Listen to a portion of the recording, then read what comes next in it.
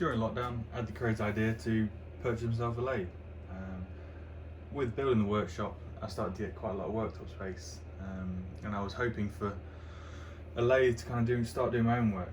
I do make my own temperature sensors and a few other sensors and displays for the BMW 30s, and they are made out of the brass hex. At the time, I wasn't making exactly the best sensors. I was using work time to produce them, and they weren't exactly to the best standard. The lathe was a bit too big for what I needed it for, and with having nearly 12 weeks off, I thought it was probably best to have a go myself. So what we have here is this Amadeal CJ18A Mini Lathe. It's 550 watts, 240 volt power, 100mm jaw chuck, and a taper of a MT2. It was definitely a gamble purchase. I was looking myself for an old English one, but most of them were going to be 3-phase and they're going to be a bit too big for the workshop. I needed something as small as possible, kind of benchtop wise.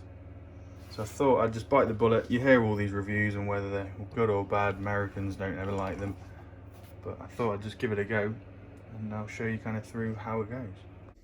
So here's the front of it. Simple, gives you a nice RPM readout. One thing I've found so far is the kill switch on the chuck. I've already sent the key across the workshop once, so I decided to install this so that won't happen again. But that runs pretty well, and obviously when you spin it, you'll be an RPM.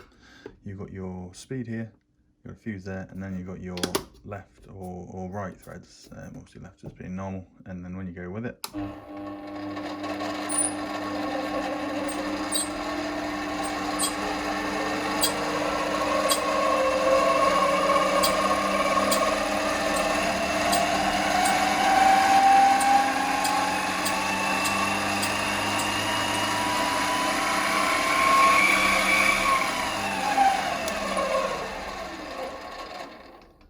etc. So on the back of here, these are what everyone moans about, these plastic gears.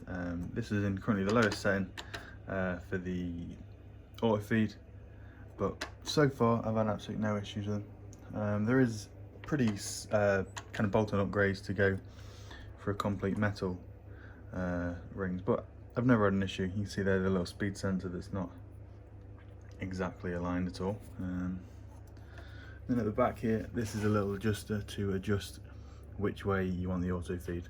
Then obviously high and low speed gear there. I've just left that in high, left that to feed to the left. And other than that, it's not too shabby as of yet. There's quite a lot of upgrades you can do.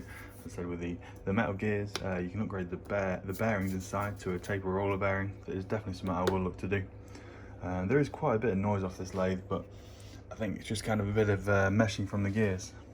Other than that, so it comes with a 3-jaw chuck installed already. My bundle did come with a 4-jaw chuck, but I've not tried it out yet. I need a kind of DTI to start to set that up. On first inspection, there is definitely some play in there. I've watched some videos of how to kind of upgrade that, so that's something I look to do. Kind of both. Not too bad, but obviously not the best. Just doing a little lock there. I've had no real issues with the tailstock just as of yet. With the locking mechanism, occasionally you just need to kind of adjust it on there, because either it'll run too much travel or it'll kind of lock in place when you try to move it. That's kind of just due to the unfortunate poor craftsmanship, which I do plan to strip down once I'm not too busy. With the kit, I'll look to add the link in the description. It came with a little bundle of some cutting tools. Well, what I use so far really, the cutting tools, a live center, and a few measuring tools.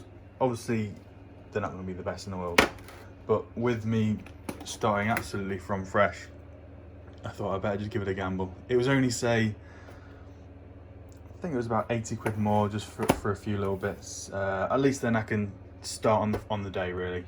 So that was a good little investment really. Right, so what I've just quickly done is set up one of the tools that came within the bundle onto the tool post. Usually an issue that I get is obviously this isn't adjustable height wise. This tool for some reason is one of the better ones. If not, I have to kind of space them up. You'll probably see that it's just slightly out, but it's just how it comes from the kit. Over here is some inch aluminium, and what I'm going to do is just face off this side first. Obviously there's no support, and just to show you kind of what it looks like really.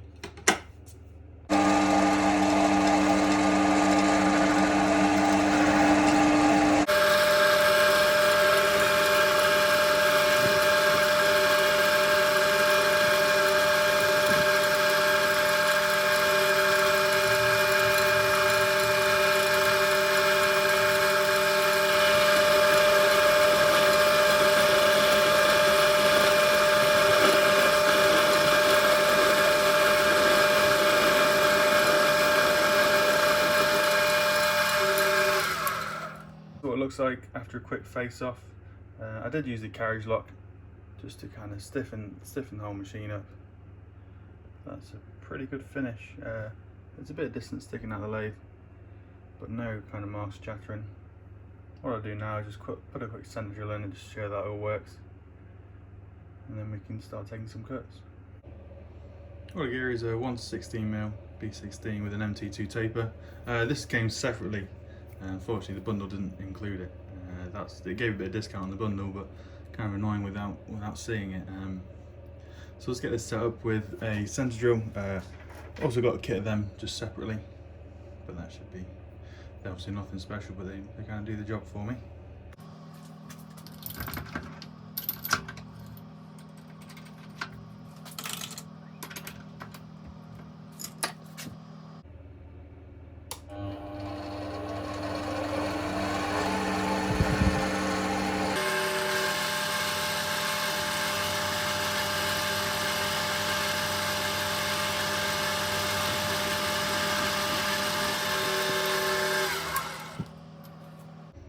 With a quick sand drill, just chuck in the live center now, and then get that set up for some cuts.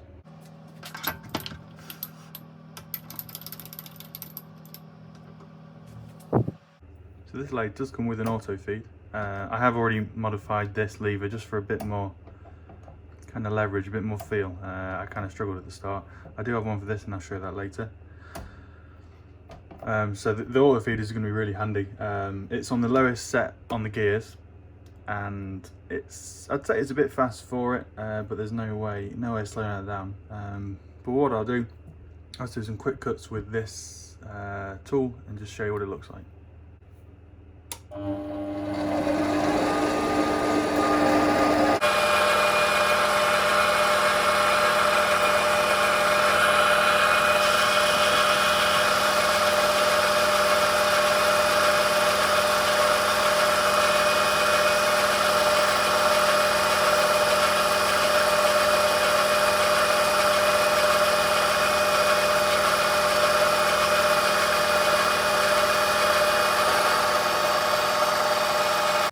So I just took a few cuts from this, and the finish is pretty good.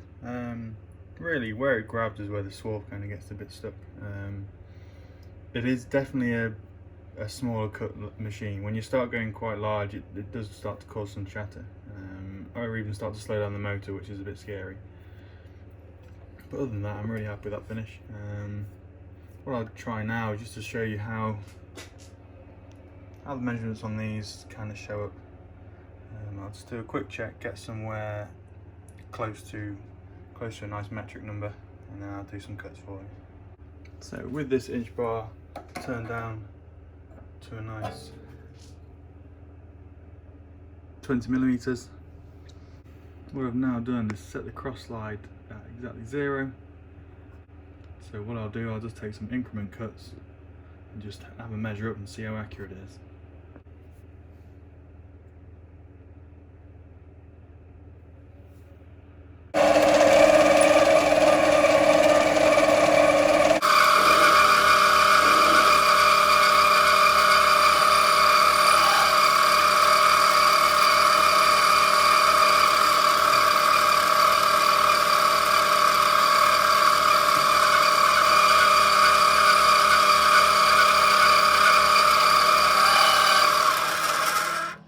So with increments of 5, we took 10 off, so times that by 0.025, and that's 0.25 millimeters from the radius.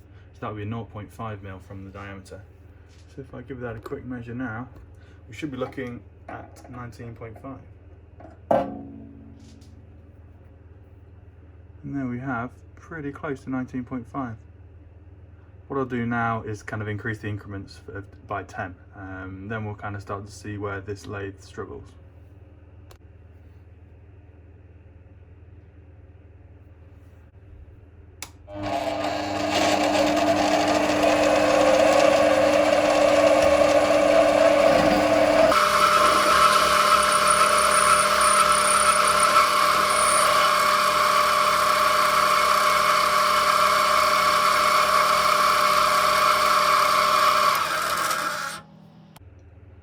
So, with it now set at 20, so that's a 10 increment, once again that should be another 0.5 mil off. So, from 19.5 we should be looking around the 19 mark. And once again, it's just where it was before. So that's now set at 19. I feel like if I increase it by a 15 increment, we're going to start to struggle. You can kind of see start a bit of chattering on the top. I'll give it a go, but if it starts to struggle, I better stop.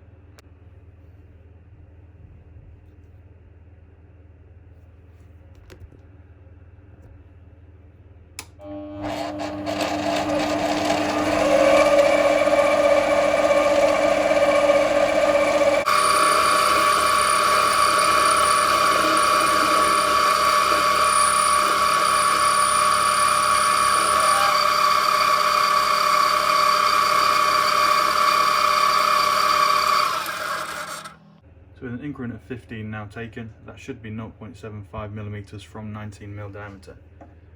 So I have a quick measure of that.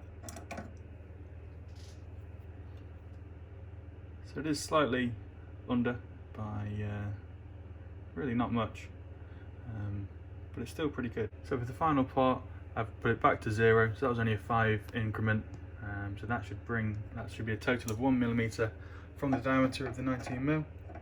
And on a quick measure,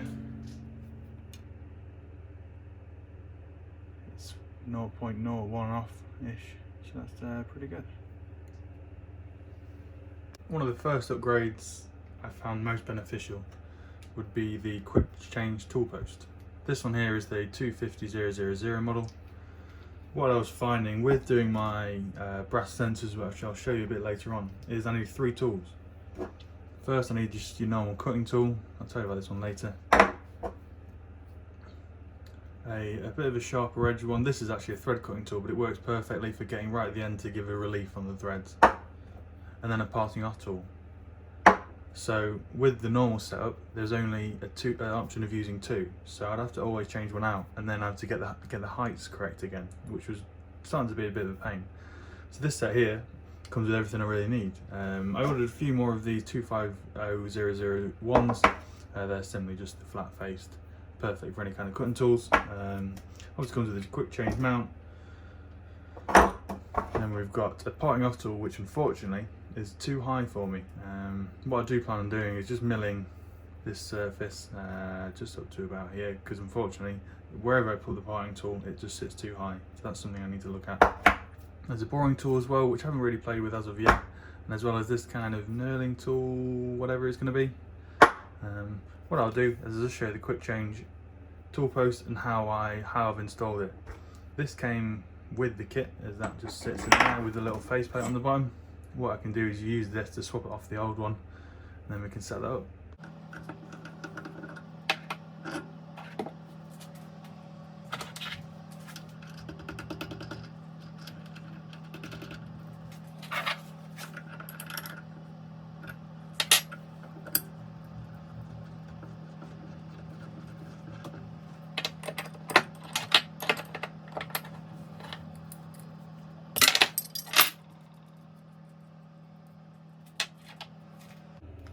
So with the original one moved, we can now look at fitting the new one.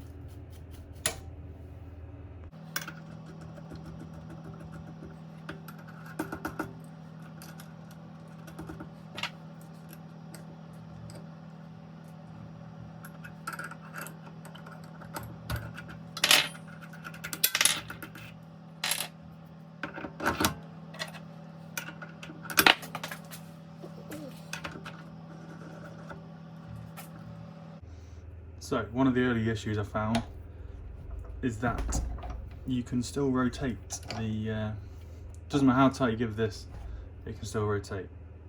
So what I did is made a new one.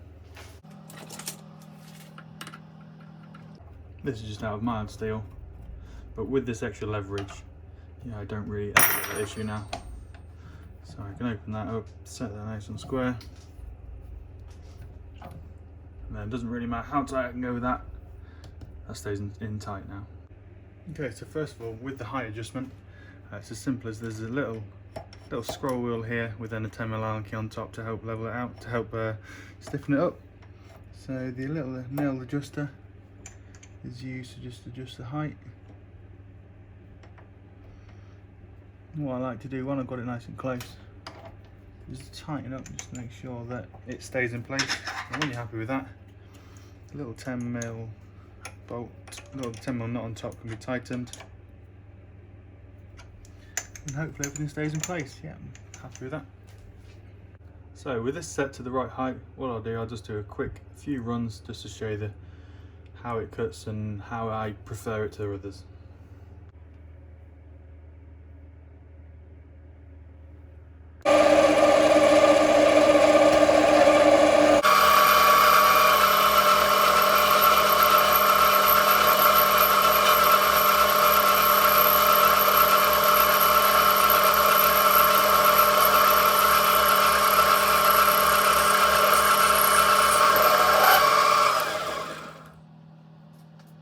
So here we have with a cut of 10mm increments, so that'll be 0.25 on the radius, so 0.5 from the diameter. I'll just go for a smaller cut just to show you to kind of compare the two. So let's see how that looks.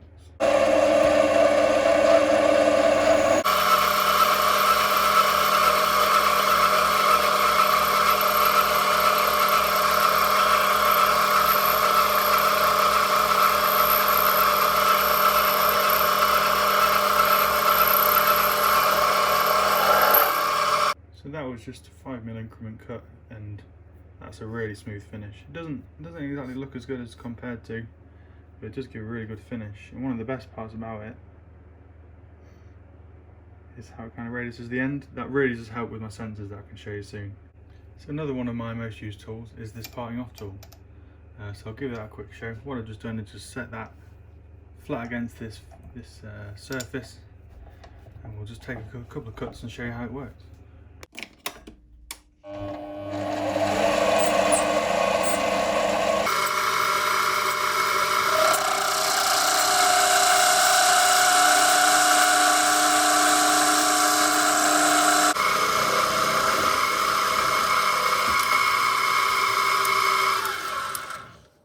Currently, for some reason, the parting tool is a pretty awkward one to do.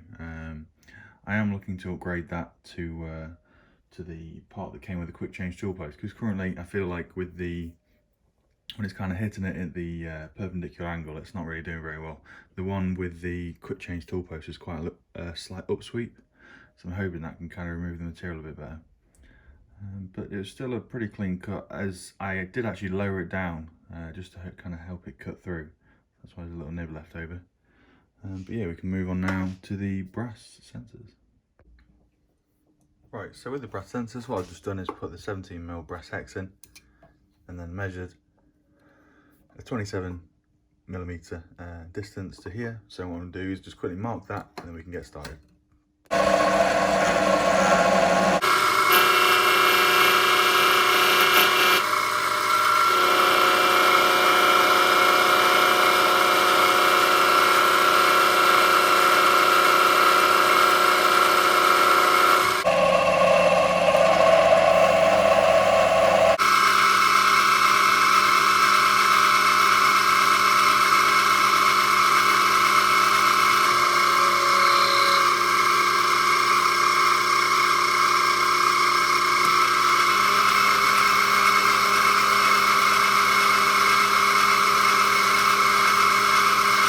So one of the first steps is to turn this down to 12mm so we can get an M12 tap on. I'm currently at 13mm and that's set to here, so all I've got now is 20 more increments to go, and that should be at the 12mm mark.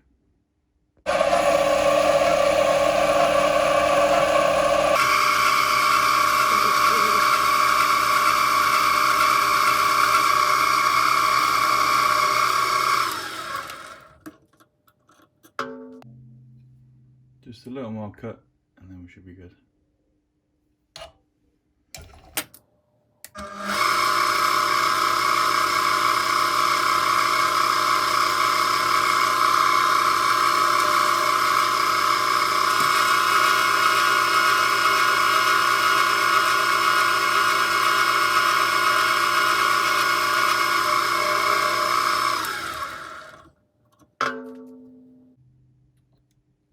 There we go, just slightly under, so that'll be perfect for the M12 tap. So the next step now is to swap the tool, just so now I can get and kind of face that edge off there to get it nice and flat, ready for tapping.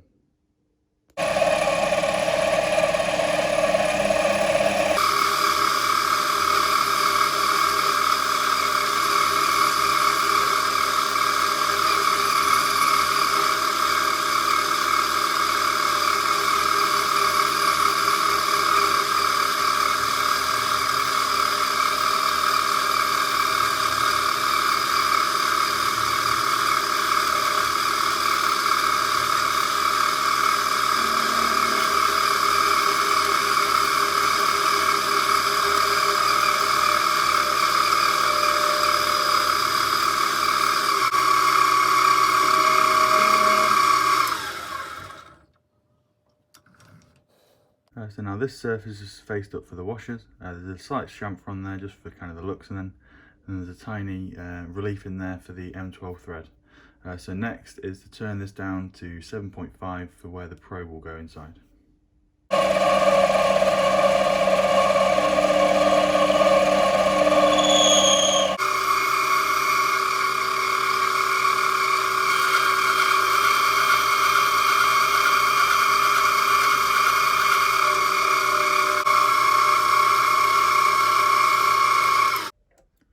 So with the turning completed on this part, all I've got to do now is the M12 taper, and then we'll use the parting tool to cut it off and get it spun around, and we can start drilling on the other side.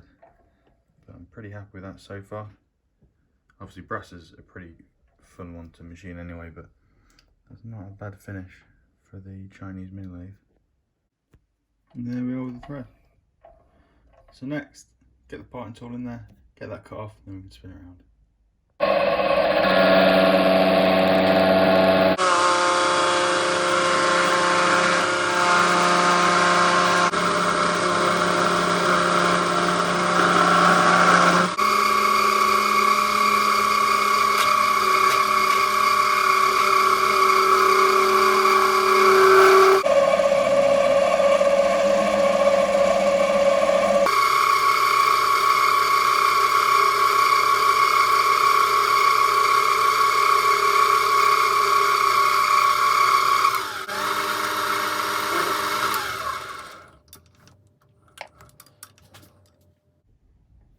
So with this part faced up, it's now time to start with the drilling. Start with the centre drill, and then we can move on to the drills.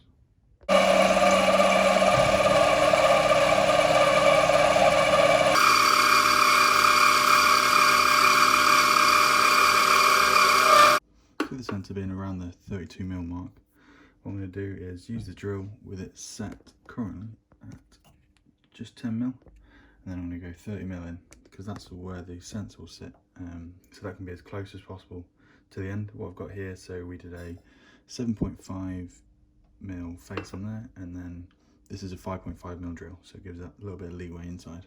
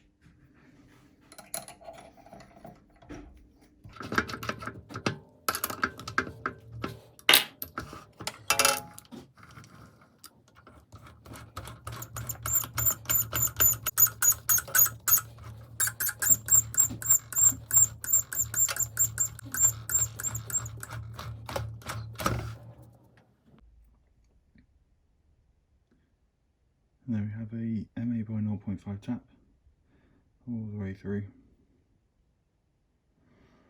There's a slight bit of slip on the chuck, but not a massive issue. But yeah, that just shows you what I've been doing with the lathe. I've probably made about 20 of these by now. Kind of improving all on the way, but starting to get really happy with the finish. You see that little taper there is pretty cool. But yeah, I'm just going to give the lathe a bit of a clean down now, and then that'll be it.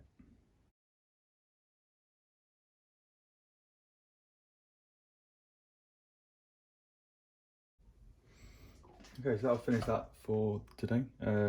So, as explained, this lathe, I wouldn't class it as much of a liability, as long as you're keeping to your brass or your aluminium and just take it nice and slow. There's really not a crazy amount of issues. Obviously, you're going to start getting play in your carriages, and there's some stuff that needs looking at, but that's what you expect with something that's under £800 this one.